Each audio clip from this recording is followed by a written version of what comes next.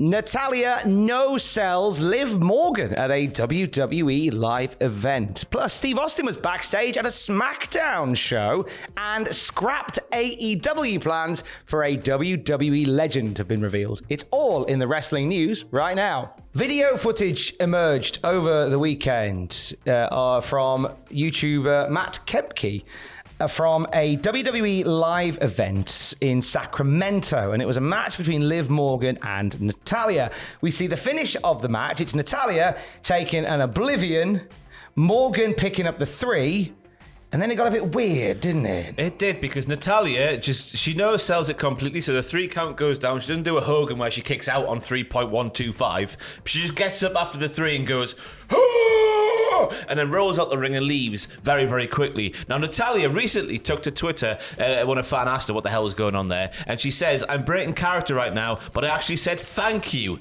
if you must know, because, of course, that's what we all do when we say thank you, Tom, isn't it? Thank you! Thank you very much! I'm off now, goodbye. What a polite man he is. Oh, he's back. There he is. But she has now deleted the tweet, so who knows what this is all about. Now, Natalya is wildly considered sort of the most professional of stars in the WWE locker room. And this seems quite out of character to do that. Really interesting, because the entire build, I was watching the Ariel Helwani interview he did with Natalya. It was quite interesting, where she was saying, as you said there, she's been so professional, she's been trying to be friends with everybody for an entire run in WWE, and maybe it hasn't really reflected well on her individual career, that she's put sort of like being a company gal in front of like making money and upsetting people and all that sort of malarkey. Maybe this is just a furtherment of this entire thing here, or maybe there's something else. I don't know, just recklessly speculating as we sat here this morning. I think there's so many worked shoots in 2022. Yeah. I feel like one more wouldn't hurt. one more. I feel like worked shoots, like Mr. Creosote felt about the wafer thin mints.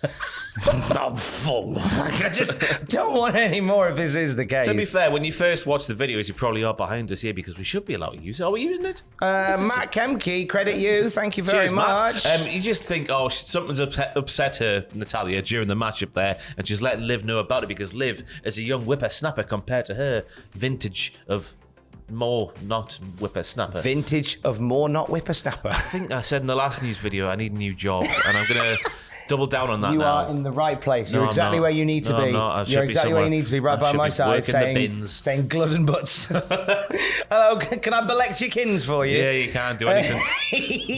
Now, Natalya also let us in on a little bit of gossip over that weekend of live events, because at the show in Reno, she tweeted, the coolest part of tonight was having Steve Austin at our show watching every match backstage. Steve is the best, truly. The SmackDown live event in Reno had Steve Austin behind the scenes. Yes, and Reno was not Reno. I'm thinking WCW's Reno now. Oh my God, Reno's actual place. Let's roll the dice one more time on Reno. Steve Austin tweeted about the show in Reno, which is not inside of the human body being called Reno. The human body being. I'm off top.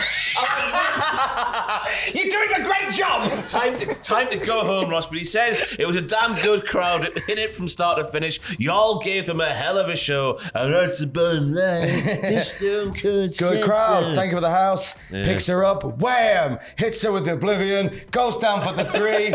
Looking at the crowd. She's up. Wham! Pointing at her again. Liv didn't know whether to SOI'd her watch. I love Steve Austin doing like blow-by-blow commentary on bits during the Broken Skull sessions. Chris Jericho was on the True Geordie podcast. Yeah, he was. Let's throw it over to the real True Geordie to talk to us about it. I see what you've done there. I'm from Northumberland, so I don't count honestly. But Chris Jericho told True Geordie, when speaking about the Vince McMahon allegations that was obviously taken over the world in recent times, there was a mutual acknowledgement of this affair, and he paid the lady to say something, and she took the money. So, I really know Vince well, and it sucks that it happened, and it sucks that he did it. But is anything really going to happen from it? I don't really think so. Now, one thing I should say about that quote from Chris Jericho, I think that interview took place last week, so a lot of stuff has come out since Chris Jericho said that to True Geordie. So I think if Chris Jericho knew everything that we know now, today, on Monday, whatever the date is, I think his response might be a little bit different. Might be a little bit spicier, but I think it was just that first initial story of the payoff to the lady, whatever it was, in that department. I think that's what he's reacting to there. So do you think the changes, because he goes on to say... I think it'll come and go once again. Is it morally right? Absolutely not. Is it illegal? No. Is it something that's going to get him in real trouble? I don't think so, because once again, unfortunately, it's just Vince McMahon. It's just wrestling. Of course he's going to do that. Yeah. Do you think his response will be different knowing that there was more that came out? His reaction to that initial first story, but I think he's probably... You would like to think you'd say something different after all the stuff that we know here today. Do you reckon? I would have thought so, maybe. Or maybe he just kind of... He'd move on the conversations a bit quicker. Yeah, maybe he's like, that Hall of Fame spot. Gotta be thinking of that ring, baby. Yeah. Talking of ring, he was waiting for Brock Lesnar when he got out of the ring at SummerSlam. This was the night that Brock Lesnar bloodied up Randy Orton in a way that genuinely made me feel a bit sick. 2016 this was, Tom. I thought it was 18 when I was sat there thinking, Chris Jericho basically didn't know if it was a work or a shoot, brother. You see it happens to the pros as well. The famous story goes, as Jericho confirmed on the True Geordie podcast, that he was waiting backstage for Lesnar. Lesnar comes through the backstage area, just laughs at him, and then Chris Jericho was like, "Why I order?" It's basically how it plays out. He says, I remember being nose to nose with the guy, and he's laughing, and he was actually saying things that probably get him cancelled, like sort of naughty terms he shouldn't be saying. I see this big giant fat nose. I'm like, if he comes any closer and takes a swing at me, I'm literally going to bite his effing nose off. He's a big King Ross fan. That's not one of your classics. Me? Oh, my brother. Your brother. Rosekiel. He might kill me, but he's going to walk around for the rest of his life with no nose. Fair enough. How does he smell? Horrible. Hey. Fair enough, though, Chris. Not many people would do that. And fair play. I think it was the second time he started on Lesnar, wasn't it? And obviously the stuff with Goldberg way back in the day. He's got a pair of meaty clackers. Jericho. He has got a pair of meaty clackers. Let's end on a bit of scrapped AEW plan for WWE legend flavored news. It's always good when we talk about WWE legends getting key spots in AEW. It sets people off good and proper. Marco Stunt, having a chat with NBC Sports Boston, reveals an angle that he'd pitched for him and Paul White. I'm going to sneeze, Tom. Elephant. Me and him talked a bit about doing an angle. I was getting beat week after week and bullied. And then he was on commentary and I'm getting bullied one week, and finally he gets tired of it and he throws his mic down. He comes down to the ring and saves me. And this was him pitching it to me, actually. Yeah, I'm going to sneeze, Tom. Sorry, finish the thing.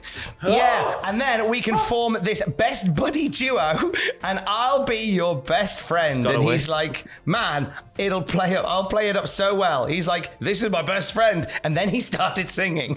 That's not what anyone wants to see. People want to see Paul White pick up Marco Stunt and throw him as far as they can. We saw Lance Archer versus Marco Stunt during lockdown, very early lockdown days. We're in that weird little barn thing. Wherever that was, the undisclosed barn. Oh, was it Dynamite? The Nightmare Factory? Yeah, before Daly's Place, wherever that was, yeah. And we just saw Lance Archer throw Marco Stunt around. That was fantastic. And maybe Lance Archer and Paul White in a better storyline could have just had a how far can you throw Marco Stunt competition. I like that. That's what I want to see. See if you can launch him into a different zip code. Yeah. Be a great mobile phone game. It's like Angry Birds. With Marco Stunt and Paul White. Poorly Marco.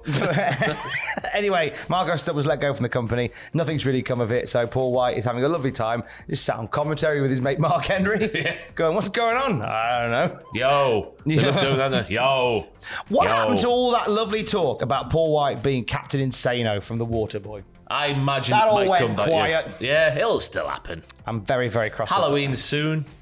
Oh, get it done then. I don't know. Threaten me with a good time like that. You may have seen over the weekend Triple H tweeting a video from an NXT UK taping where they were honouring a NXT UK fan by the name of Honey Williams. Honey Williams is basically a super fan of NXT UK, and they did a very special night dedicated to her. If you want to find out more about Honey Williams, we had a lovely chat earlier today, and you can hear it on the podcast feed right now. You can meet the person that Triple H, Shawn Michaels, even the Metro website have been talking about this weekend. The Metro? Yeah. That's a free paper. I know, right? That means loads of people have read it. Check her out on the podcast feed and a brand new episode of the Classic Raw Review as well. On the YouTube channel, Ross and Jack put together their dream cards for AEW versus WWE. And can I just say, it was two great minds of the professional wrestling world just battling it out, and you've got a front row seat if you want it. And I recommend you do so because we are staggeringly brilliant in our booking of fantasy wrestling cards. Take a front row seat, but you'll only need the edge of it. It's youtube.com/Cultaholic where you are right now. Stay safe. Love you. Bye. And I'll be looking for a new job soon, so it's been good while it's lasted, but the jig is up.